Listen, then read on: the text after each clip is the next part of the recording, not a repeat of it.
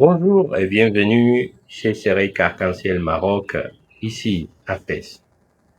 Le thème d'actualité d'aujourd'hui, c'est pour répondre à une question d'une maman qui a son petit de 12 ans atteinte de paralysie cérébrale. La maman nous dit, mon petit, ça fait des années qu'il fait des exercices, qu'il fait la physiothérapie et qu'il a reçu la toxine botulique, mais ses pieds, ils sont déformés. Qu'est-ce que je peux faire pour améliorer ça?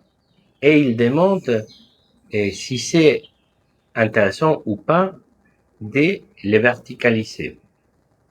Également, elle nous indique qu'elle a des crises qui se répètent au niveau épileptique et qu'après ces crises, il présente encore plus de spasticité dans ses pieds et de ce fait-là, elle trouve qu'à chaque fois, ça recule dans sa progression et que sur ses pieds, il se déforme. Bien. Nous allons répondre à cette maman et on espère que la réponse puisse aider à des autres mamans et parents qui ont la même préoccupation.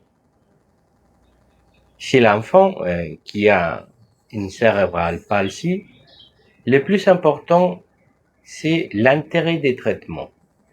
Savoir lequel c'est l'intérêt du traitement. C'est pour cela qu'il faut toujours établir un projet de vie. Dans ce projet de vie, on va encadrer tous les traitements qu'on va mettre en place. Dans le cas de la maman, qui nous a si aimablement envoyé sa question, on va indiquer que si le petit, déjà, il a une déformation installée, il a une spasticité majorée avec des crises épileptiques qui ne sont pas contrôlées, qu'on n'arrive pas à gérer au niveau médicamenteux, l'intérêt chez lui, c'est voir s'il y a de la douleur. Déjà, pour focaliser les traitements sur la douleur, si cette déformité entraîne la douleur, vérifier qu'il n'y a pas d'ostéoporose dans ces articulations, faire une ostéodensitométrie, car l'ostéoporose, elle est très douloureuse et le petit, il peut être en train de souffrir. Et d'un autre côté, voir s'il y a l'intérêt ou pas de la verticalisation. Cette verticalisation, il peut avoir un intérêt chez un petit qui va avoir l'appui, où on va chercher la bipédestation, on va chercher la marche, mais on peut faire une verticalisation aussi juste pour un intérêt purement digestif, cardio-respiratoire, circulatoire, et aussi au niveau cognitif, car permet d'avoir des autres points de vue du monde, de l'entourage. Mais pour cela, il y a des verticalisateurs adaptables, des tables de verticalisation.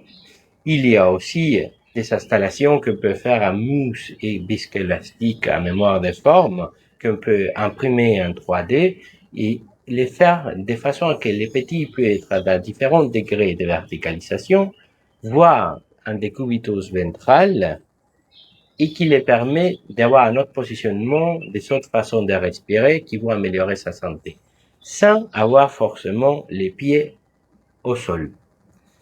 Il faut penser que quand le petit il pose ses pieds par terre, on stimule. Et quand on stimule, on peut avoir une majoration de la spasticité, voire des douleurs, voire une majoration de la déformation. C'est de ce fait-là qu'à chaque cas, il faut étudier l'intérêt pour ces petits d'une verticalisation, d'une mise à pied dans la verticalisation. Et aussi, il faut voir l'intérêt des différents types de traitements qu'on va faire pour corriger la déformation. Si la déformation c'est douloureuse, il faut agir par rapport à la douleur. Si la déformation n'est pas douloureuse et il n'est pas corrigible, et il y a un cas si variable avec autant de crises épileptiques, le plus important, ça serait voir l'intérêt et le confort du petit. En termes de batterie de traitement, il y a plusieurs.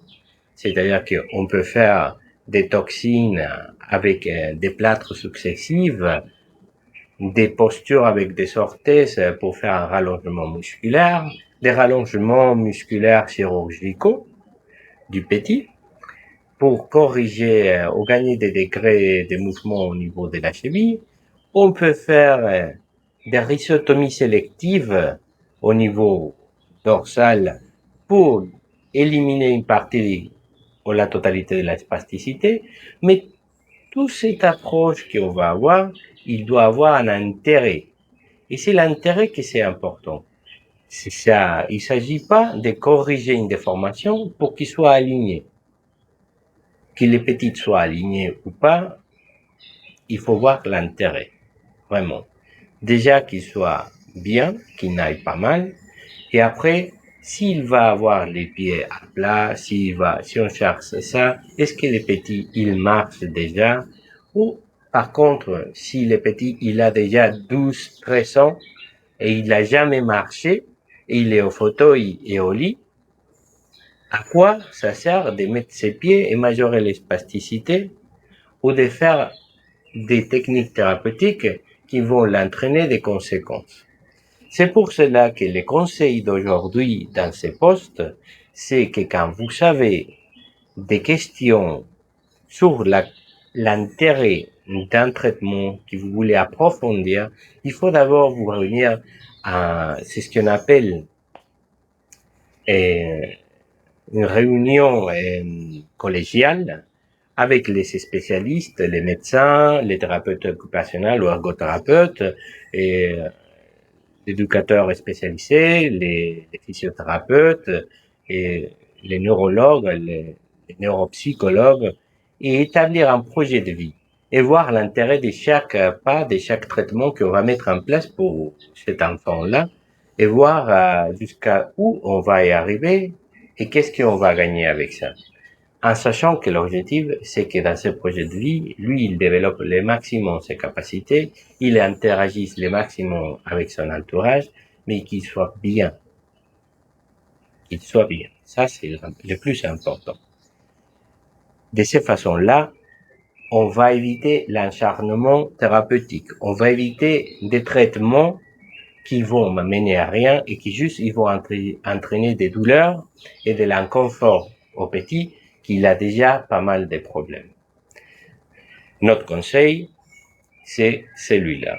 Adressez-vous à votre équipe pluridisciplinaire. Regardez lequel c'est le projet. Si l'objectif c'est la marche, si le petit peut marcher, si le petit il est alité et est au fauteuil, voir juste l'installation. L'intérêt de la verticalisation, il est toujours là, mais il y a des façons de faire sans qu'il pose le pied par terre.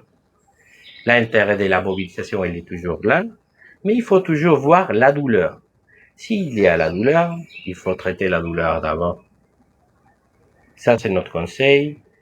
On reste ici à votre disposition. Si vous avez plus de questions sur ce sujet ou sur des autres, elles sont bienvenues et on espère vous revoir bientôt, Inch'Allah, ici pour répondre à vos questions.